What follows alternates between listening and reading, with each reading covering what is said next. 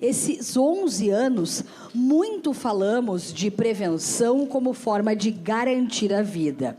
Hoje, além de falar sobre prevenção, vamos abordar também os perigos da flexibilização da Lei Kiss.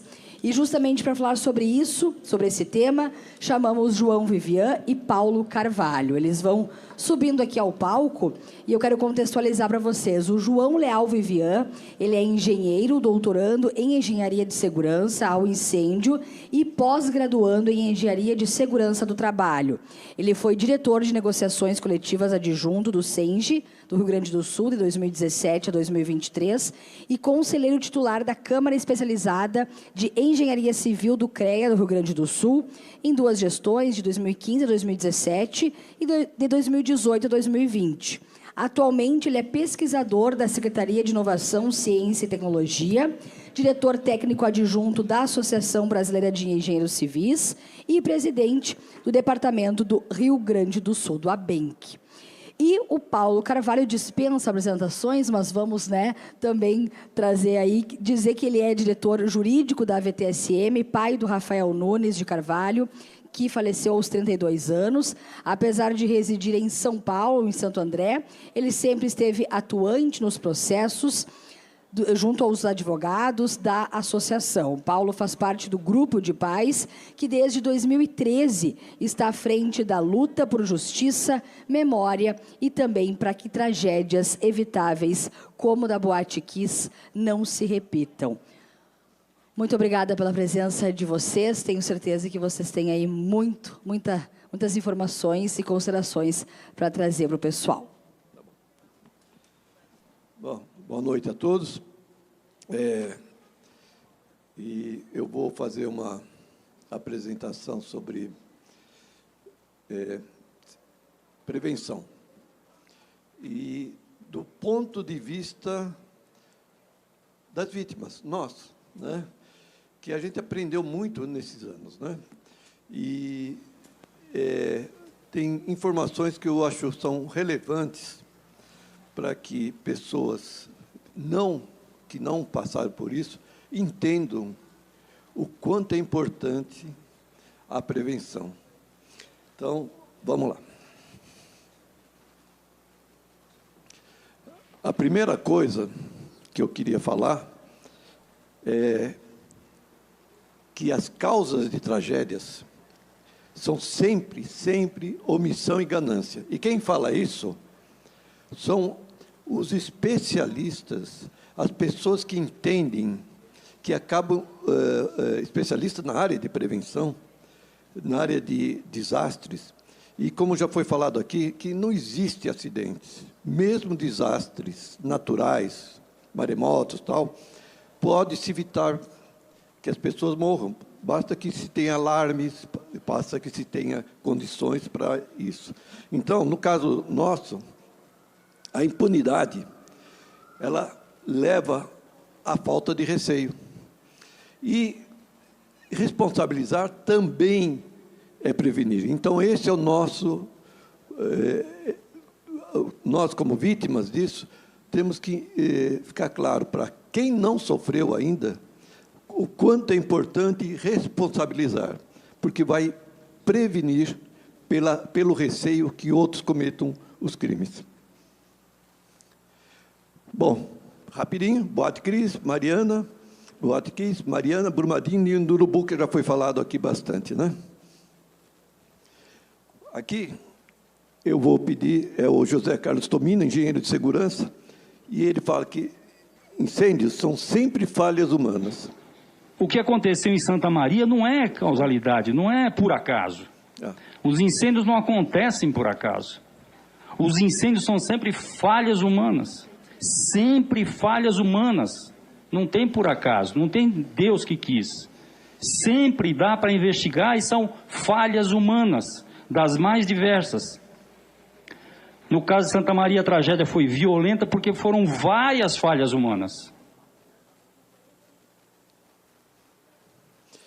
Aqui é um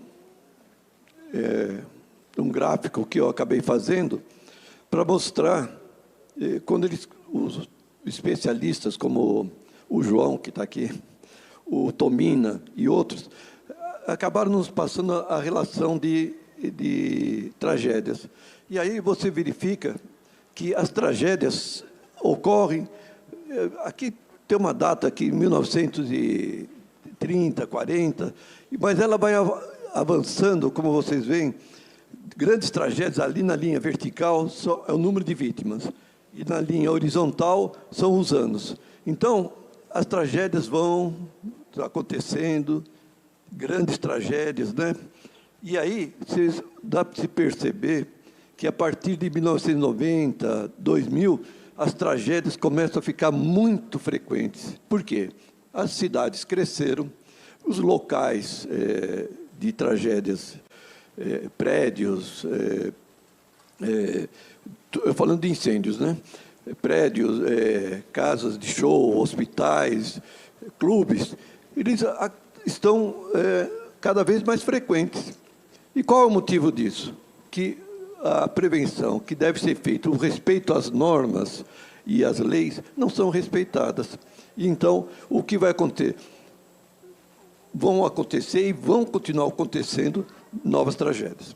Então, aqui nessa pirâmide de risco, a gente fica muito claro que, na base, são muitos milhares de pequenos eventos e quase eventos que ocorrem todo dia.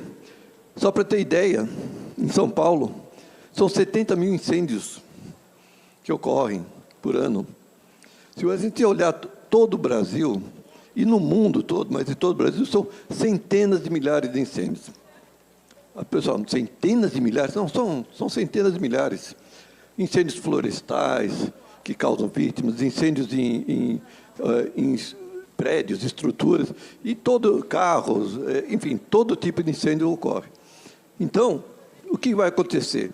Desses, poucos milhares são reportados, ninguém fica sabendo, vai subindo ali na escala, depois você tem quase vítimas, depois você tem danos com gravidade, tem os graves, que ocorrem em milhares de vítimas anuais, né? Pessoas no Brasil morrem, e dados estatísticos de seguradoras, mais de 3 mil. E até que ocorre, de tempos em tempos, uma grande tragédia, como aconteceu na Kiss. Esse é um dado do DataSUS, que mostra lá as exposições de pessoas ao fogo e que acabam tendo dados oficiais 1.000 anuais, 1.000 pessoas anuais. Mas é bem mais, porque nem todos são reportados. Bom, aqui nós temos uma pessoa que eu faço questão de homenagear, que é um sobrevivente, é o Mike. Então, depois da tragédia, ele se dedicou a fazer um trabalho, né, muito forte com relação à prevenção. Então, um sobrevivente, Mike dos Santos, fez um trabalho com o professor Sérgio Broldani sobre percepção ambiental sobre o aspecto de segurança. Então, isso é muito importante, já foi passado para o pessoal de arquitetura, e que é um case que eles colocam nas suas apresentações também. Eu vou deixar para o João falar, que é a parte dele, né? Eu vou rapidamente passar. Ele vai falar sobre a especialidade dele. Ouvindo eles, vocês vão entender como é importante. Fiscalização, certificação, normatização e tudo mais. Bom, aqui eu vou falar da responsabilidade pública e privada. Gente, ali é uma porta que é obrigado a ter, essa porta daqui. Ela tem uma porta larga, e ali poderiam passar os jovens naquele tumulto e poderiam ser liberados de uma forma... Poderiam ter ocorrido mortes, mas poderiam ser liberados muitos jovens. E até existe uma perícia de bombeiros que, se tivesse mais meia porta dessa, ninguém teria morrido. Agora, vamos olhar o que tem ali na frente da porta. Aquelas barras. E atrás da porta, do outro lado, também tem barras. Por que tem essas barras? Porque o proprietário, esse que se diz sócio, que não sabia de nada, mandou colocar essas barras, para evitar que jovens saíssem sem pagar. Ele assumiu o risco e matou ali naquelas barras muitos jovens que foram prensados ali, que não conseguiram sair e pela fumaça acabaram sendo asfixiados. Então, esse é um crime. Não adianta falar, eu não tinha intenção. Como não tinha intenção? Você está fechando o local. Você está impedindo as pessoas. Que ali é uma porta de exaustão, é uma porta de saída de emergência. Como alguém faz isso? Como é que o outro sócio vai e retira os extintores de incêndio? Porque não combinava com o ambiente. Olha o absurdo, retirar os extintores de incêndio ali. Naquele dia, no palco, um estava vazio, não conseguiu nem funcionar, e os outros ele mandou colocar numa sala. Isso está tudo testemunhado. Esses dois casos. E eles falam que eles não sabiam, que um era sócio, o que nunca fez nada, o outro que mentem descaradamente, né? Os advogados mentem descaradamente também. E a justiça vai e leva todo esse tempo. Só que o resultado foi a morte dos nossos filhos. Então, mas pelo menos, é bom que se saiba, essa luta nossa não foi totalmente em vão. Ela, em 10 de dezembro, foi pela primeira vez que, em casos de incêndios, foram condenados os responsáveis.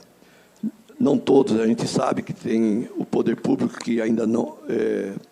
a gente está lutando para que eles também sejam responsabilizados, mas os entes privados, pela primeira vez, foram condenados por dolo eventual. Isso cria um precedente. É muito importante que isso ocorra. E por quê? Quando se cria um precedente, outros casos têm o nosso caso como referência.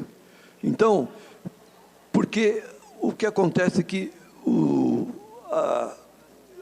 os advogados colocam, como sempre, a tentativa de falar que o cliente dele foi por um crime culposo, ele não tinha intenção. E não, como foi o que aconteceu, que eu acabei de relatar, que eles assumiram o risco. Então, isso começa a ter uma precedência. E quem está falando isso não sou eu. Quem está falando isso são pessoas da área, são pessoas que entendem.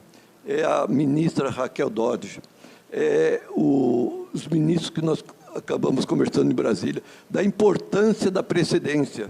Então, casos que ocorreram antes em outras tragédias também têm precedência, é importante. Então, aqui, Brumadinho e Mariana, também a gente vai lutar junto para que a gente tenha essa precedência, porque, sendo condenados, o presidente da Vale, os outros que estão ali, a empresa alemã, Hamburg Sud, TÜV Sud, e todos eles sejam condenados, é muito importante que isso acabe tendo uma precedência para outros casos, que isso não leve tanto tempo como o caso nosso. O que aconteceu? Quanto? Mas, não, rápido. Está terminando. Então, isso é muito importante. Infelizmente, a justiça, de uma forma totalmente absurda, o Gabriel falou aqui, muito bem, eles desrespeitaram a Constituição. Gente, e eu falei isso lá em Brumadinho, a gente vai fortalecer a nossa união de uma forma muito clara, que a gente vai lutar pelos nossos direitos, porque o direito é o mais importante. E, a partir do momento que um tribunal de júri soberano decidiu, as pessoas que estão ali tentaram fazer uma anulação, não pode se aceitar uma anulação depois de toda a condenação que foi feita. Eles têm que reclamar no momento que aconteceu. E não houve prejuízo nenhum, é um absurdo. Isso são editoriais de jornais que falam sobre isso, a sociedade fala sobre isso. Isso ocorreu na Argentina. A justiça argentina rejeitou as manobras dos advogados de defesa. Nos Estados Unidos, aqui eu até pedi para, se alguém sabe, se eles que tiveram algum responsável pediu desculpas.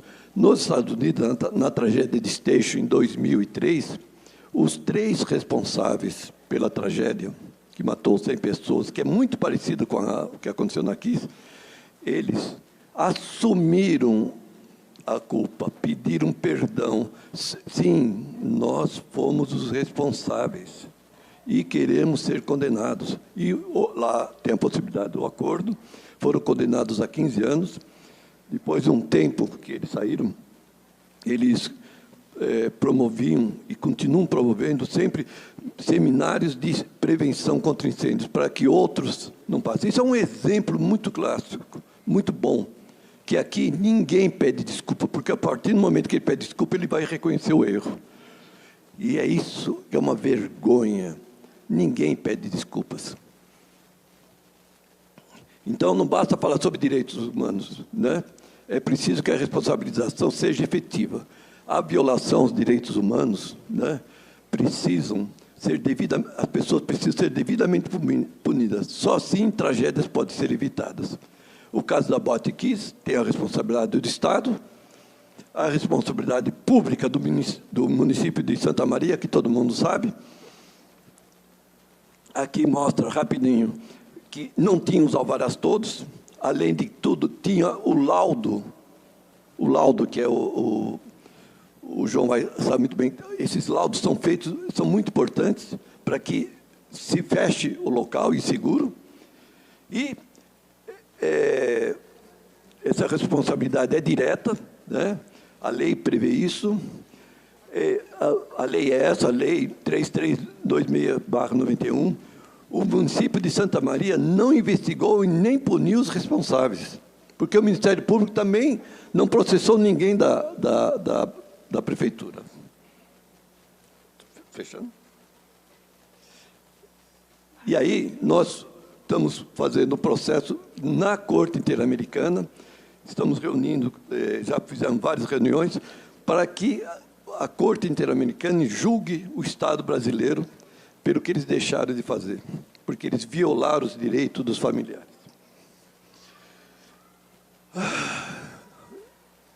Como ninguém foi condenado do poder público, a implementação da Lei 15 do Rio Grande do Sul ainda não foi implementada. E foi prorrogada a primeira vez até 2023, e depois, agora, foi prorrogada novamente em 2026. O João vai falar, o Fábio. Foi ele que nos passou as informações. Então, responsabilizar é prevenir, para que nunca mais aconteça. É isso que a gente precisa ter. Então, eu acho que... Vou passar para o João, mas eu só quero falar uma coisa final. A gente precisa dar nome aos bois. Nós fomos processados porque nós criticamos e demos nome aos bois. Aos bois, a expressão, né, dos que foram responsáveis. Então, essas pessoas que fizeram são assassinos em potencial, porque não queriam fazer aquilo, mas assumiram o risco. E aqueles que estão deixando essa vergonha continuar são cúmplices, de uma certa forma, de outras tragédias. Porque, ao não responsabilizar ou atender às manobras de canalhas que fazem isso com o único objetivo de prescrever, ou de adiar, ou de prolongar ao máximo, quem aceita isso está tendo as mãos sujas, porque eles acabam sendo cúmplices de outras tragédias que continuam existindo no Brasil com essa impunidade. Muito obrigado.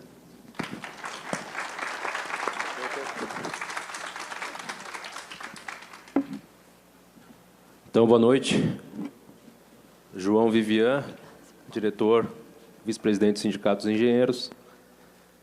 Ontem estive aqui à noite e trago aqui uma... O Dr. Paulo traz um ponto bem interessante que ele traz, e se tivesse acontecido o julgamento ou a avaliação de outras tragédias, será que teríamos tido, né, a tragédia em Santa Maria?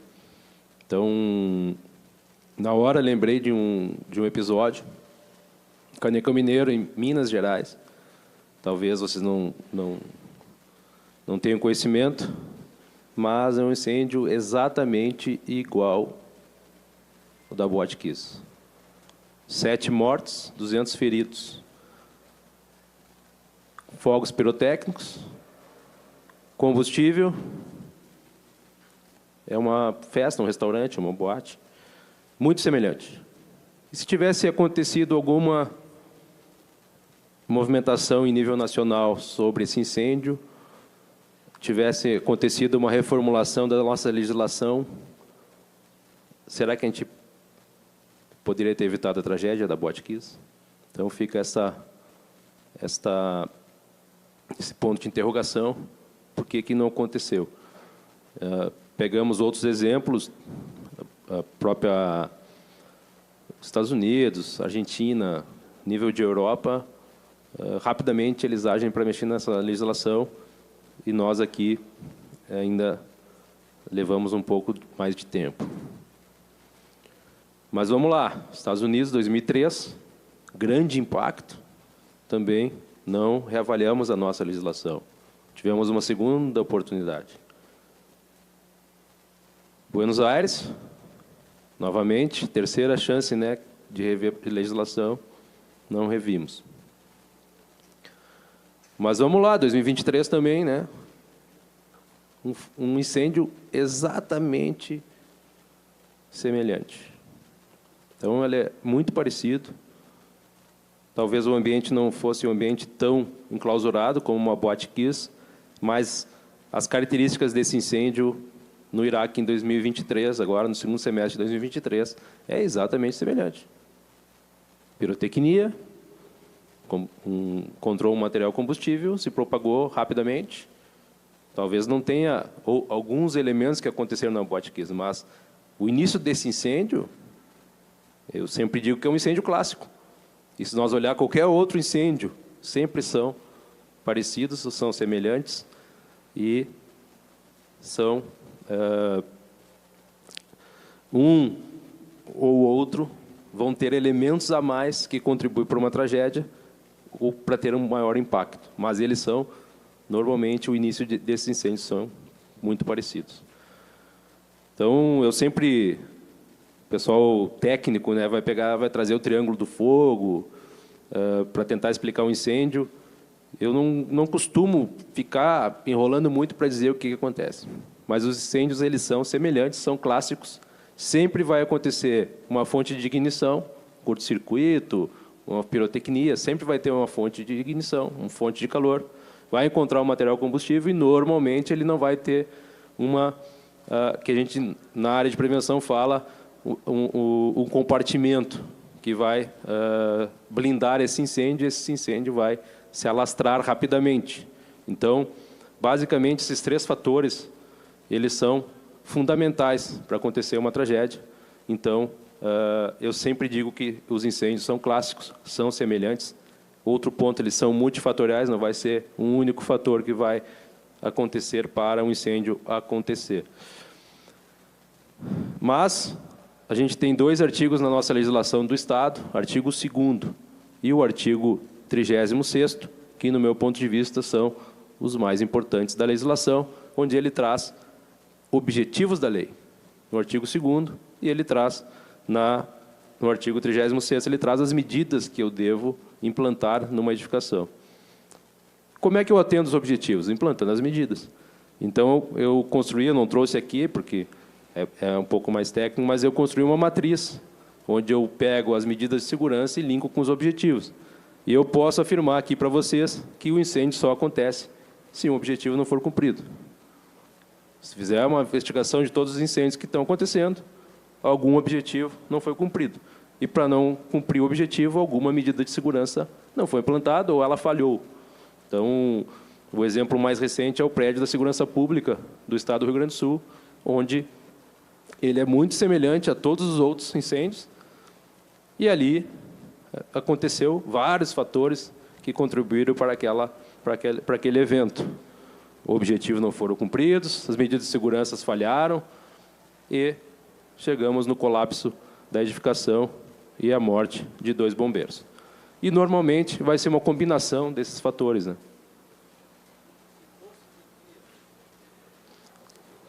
Isso, se fosse de dia na secretaria, sempre essa pergunta é boa, porque ali, se eu não me engano, tinha em torno de 100 pessoas, evacuaram, funcionou muito bem, evacuou. Os bombeiros fizeram essa parte inicial, que está lá no objetivo da lei, né? Tem um objetivo da lei que diz que a edificação precisa estar estruturalmente, né, adequada para fazer a evacuação e também depois fazer o combate. E ela vem a romper, né, ela vem a colapsar durante o combate. Aí fica aquela pergunta, resistiu pouco tempo ao incêndio. E aí entramos numa seara um pouco mais complexa. Mas, e se fosse de dia? 3.000 pessoas, 4.000 pessoas? Será que não seria uma grande tragédia no Rio Grande do Sul? Eu deixo essa pergunta. Há uns 45 dias atrás, talvez 30 dias, Centro Administrativo do Estado do Rio Grande do Sul, em Porto Alegre, também tivemos um princípio de incêndio. E já foi um rebuliço. Então, a gente, passado 15 dias, teve um incêndio num automóvel, no estacionamento do próprio centro administrativo, outro rebuliço. Até quando, né, hein, doutor Paulo? A gente não vai levar em consideração o princípio de incêndio e investigar e adequar essas edificações. Normalmente, eu trago essa imagem, que ela é bem interessante, porque normalmente a gente fala somente no primeiro eixo aqui, ó, projeto legal. A gente fala muito do PPCI, eu vou adequar meu PPCI. A gente sempre diz assim, a corrida pelo alvará, e a gente vai ver isso na sociedade enraizado. Mas não basta a gente ter o projeto aprovado no Corpo de Bombeiros, não basta a gente ter o alvará na mão, a gente precisa ter todos os projetos técnicos de engenharia, a gente precisa ter a execução desses projetos, e, na sequência, a gente precisa manter todos esses equipamentos com a manutenção adequada, e a gente precisa operá-los eles também, né, de maneira adequada. Então, a gente precisa ter treinamento, a gente precisa fazer simulados de segurança contra incêndio, porque se essas medidas de segurança não tiverem alguém para operá-las, né, as que precisam da operação, mas a gente precisa que elas estejam com a manutenção em dia e tudo certo. Senão vai acontecer que o extintor não vai funcionar, vai acontecer que a porta corta-fogo não vai estar fechada. E aí a gente vai começar a ter as falhas das medidas de segurança. Mas a gente, quando fala de VPCI, de forma geral, a gente olha só o primeiro eixo da organização da segurança contra incêndio. E, muitas vezes, a gente vê sendo negligenciados os outros 3 eixos, que são muito mais importantes, no meu ponto de vista, do que ter um documento na mão. O documento na mão não apaga incêndio. Documento na mão é uma formalidade. Então, a gente precisa implantar as medidas de segurança. Esse ponto das responsabilidades, toda hora pergunto, como é que está na lei? A nossa lei é baseada num tripé de responsabilidades. Existem as responsabilidades do poder público, que é o Corpo de Bombeiros, existe também responsabilidades das prefeituras, e também existe a responsabilidade do usuário, o proprietário, o responsável pelo uso daquela determinada edificação ou área de risco, e também dos responsáveis técnicos, engenheiros, arquitetos. Alguém sabe aí quantos alvarás hoje existem no Rio Grande do Sul sem a participação do responsável técnico? Existe? Não existe? Vocês têm ideia disso?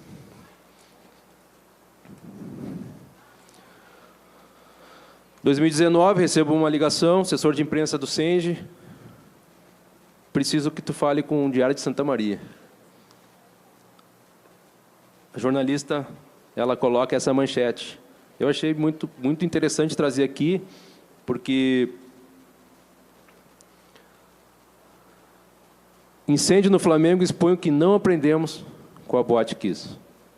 Chama atenção na matéria, mas eu chamo atenção o que eu disse para ela em vermelho em 2019. Que não seria surpresa se a gente acordasse no outro dia com a notícia de uma nova tragédia. E esses dias eu revisitava essa entrevista e passando aqui para a prorrogação de prazo de 2019. E a gente falava, na época, 2019, que a gente estava prorrogando também, não só prazo, empurrando com a barriga a segurança contra incêndio para 2023. A gente estava se afastando da efetiva implantação de segurança contra incêndio no estado do Rio Grande do Sul. E agora, novamente, a gente afasta de novo. Ah, pandemia, não deu tempo. Pô, fazem 10 anos da promulgação da lei, não deu tempo. Não vai ser em 3, talvez, que vão resolver esse problema. Então, fomos muito críticos. O seu Flávio acompanhou essa batalha em 2019. Fomos muito críticos. Eu lembro, tem um vídeo gravado que eu não consegui publicar, porque foi contra o sol. Eu me retirei de uma reunião do Conselho de Incêndio, porque a gente mandou uma proposta e não foi nem analisado. Então, o jogo estava montado. E, na época, eu representava o CREA no Conselho de Incêndio e eu achei um absurdo, porque reunimos várias entidades, os arquitetos, os engenheiros, as entidades, SENGE, as entidades de arquitetura, o CAL.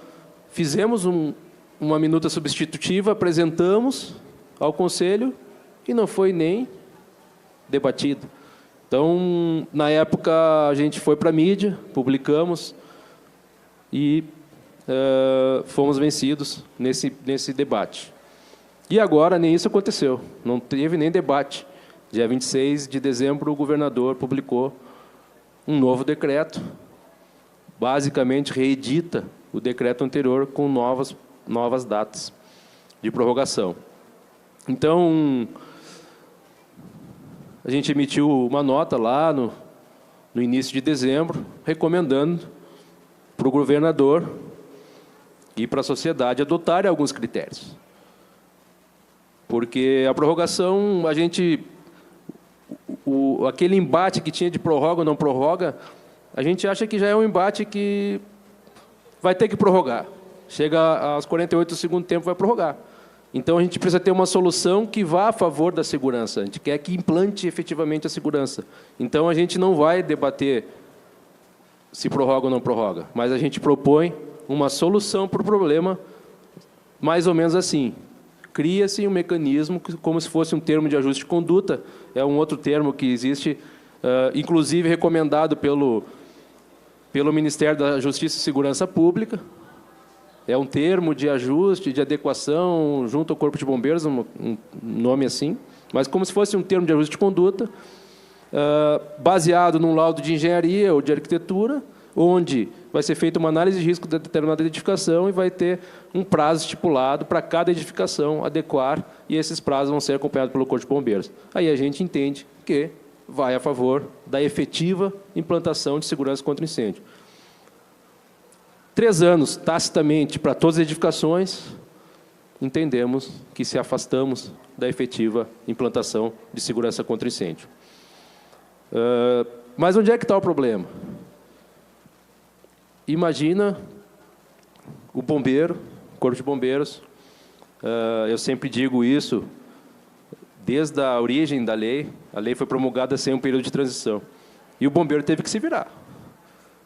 Então, o que vier de determinação, o bombeiro vai se virar. Já se virou em 2013, já se virou em 2014, vem se virando ao longo do tempo. O bombeiro vai ter que cumprir. Se não prorrogar, o bombeiro vai ter que interditar. E vai ter que fazer a fiscalização. Então, de certa forma, o bombeiro ele está refém desses movimentos aí legislativos ou governamentais, mas está cumprindo. Se equiparam, estão com o corpo técnico adequado, sistemas. Então, hoje a gente vive, de certa forma, os profissionais de engenharia e de arquitetura vivem um outro nível de relacionamento com os bombeiros, a sociedade em si vive outro nível, os processos todos eles informatizados, vive um outro cenário, aprovação de projetos muito céleres, vistorias muito tranquilas também, mas a gente, como técnicos e defensores da engenharia, a gente entende que precisamos também fazer críticas. Por exemplo, projeto simplificado, plano simplificado de prevenção contra incêndio, edificações de 750 metros quadrados, risco baixo, hoje, no Rio Grande do Sul, não é feita por engenheiro nem arquiteto. Se tu olhar Santa Maria, talvez 40%, 50% dos imóveis aqui estejam nessa classificação, 30%, 40%, não sei dizer porque não conheço muito. Mas eu afirmo para vocês aqui que existe muita edificação no Rio Grande do Sul sem engenheiro e sem arquiteto como responsável técnico. Então, a gente diz que a segurança contra incêndio está na mão dos leigos. Existem falhas também de alguns colegas engenheiros, arquitetos, isso é outro capítulo, e a gente vem aí numa crescente com também as universidades que vêm se adequando e vêm capacitando cada vez mais engenheiros de segurança contra incêndio especialistas. O prazo foi prorrogado, mais 3 anos, então, pessoal, as edificações existentes. Sempre vem a pergunta se a gente vai ter, qual é a chance de ter uma nova tragédia semelhante a Boate Kiss. Eu acho que a gente está distante de ter uma tragédia semelhante a Boate Kiss para as edificações de casas noturnas, porque o rigor está grande, a fiscalização está acontecendo, e, a princípio, eu acredito que não vai acontecer uma tragédia semelhante em boates, casas noturnas. Mas é um ponto de atenção, prédios públicos, edificações existentes, que pode sim vir a acontecer tragédias semelhantes à tragédia do prédio da segurança pública. Fico à disposição para perguntas e dúvidas. Não sei se o senhor quer fazer alguma complementação. Deixo o meu contato aqui também, quem quiser fazer contato. Eu tenho uma complementação. Teria o governador do estado do Rio Grande do Sul prorrogado a lei se os responsáveis públicos de Santa Maria tivessem sido punidos por deixar a boate aberta? É uma pergunta que eu faço geral a todos. Muito provavelmente não, porque ele saberia que, no caso que já aconteceu, que foi o prédio da segurança pública, e qualquer caso que tivesse uma morte, ele também seria processado por ter prorrogado a lei. O que eu acabei de falar, né? Nós temos os que fizeram e os que deixam de fazer também acabam sendo cúmplices de tragédias. Só fazer uma parte que é interessante, essa pergunta do Dr. Paulo, que em dezembro eu estava fazendo uma reflexão sobre esse ponto, e aí eu fiz uma pergunta para mim: quantos hospitais seriam fechados se não prorrogar a lei? Quantas escolas? Quantas unidades de saúde? E aí eu fiquei sem resposta. Então, mas de fato, a gente poderia pensar em prorrogações escalonadas. Vou escalonar este hospital por um período de 6 meses, porque é necessário. Vou prorrogar uma escola, esse grupo de escolas que estão precisando de mais 2, 3 meses, está praticamente pronto, mas não vou dar 3 anos. Vou encurtar o prazo. E, por outro lado, interditar.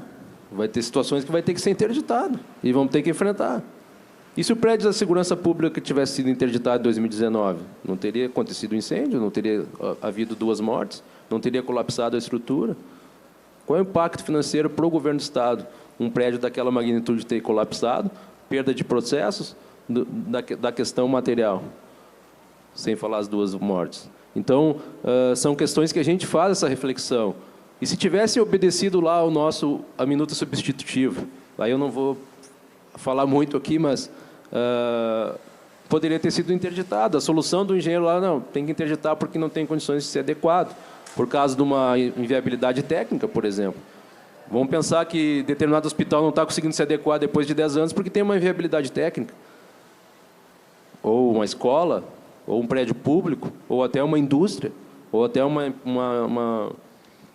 edificação particular. Mas a gente precisa enfrentar essas questões para a gente não ter, também fazer essa reflexão, porque o governo teve que tomar essa atitude de prorrogação. Alô, tem sentido se fazer um TAC como foi feito da KISS, tá?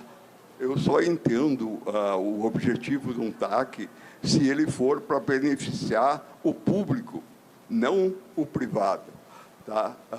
E outra questão, ou seja, como é que o Ministério Público faz um TAC se ele não tem corpo técnico de engenheiros e arquitetos para avaliar se esse TAC é condizente com aquilo que ele está fazendo? Não, o mecanismo que a gente sugeriu não é um TAC com o Ministério Público, é um termo de adequação de edificações junto ao Corpo de Bombeiros, é um mecanismo previsto numa instrução normativa do Ministério da Justiça e Segurança Pública, que ela recomenda que os estados adotem. Não é bem... A gente fez uma leitura, uma interpretação desse termo que está lá nessa instrução normativa e sugere que o governo adote um mecanismo semelhante, mas não é com o Ministério Público, e sim com o Corpo de Bombeiros, que aí sim tem que estruturar suas equipes.